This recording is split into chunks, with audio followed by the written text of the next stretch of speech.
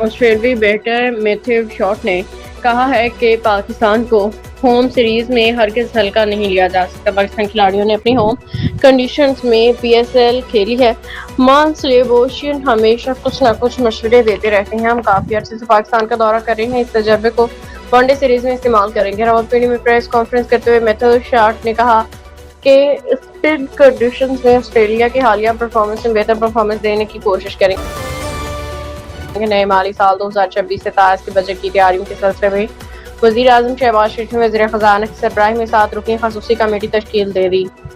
Report کے مطابق خصوصی کمیٹی بجٹ سے متعلق تمام امور کا جائزہ لے کے شہباز شریف کو حتمی سفارشات پیش کرے گی۔ وزیر اقتصادی امور، وزیر منصوبہ بندی اور وزیر قانون بجٹ کمیٹی میں شامل ہیں۔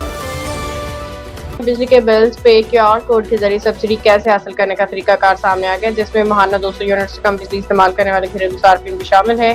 تفصیلات کے مطابق حکومت نے بجلی کے بلوں کی سبسڈی کی فراہمی کو شفاف بنانے اور اس کے غلط استعمال کو روکنے کے لیے ایک جدید QR کوڈ سسٹم متعارف کرایا۔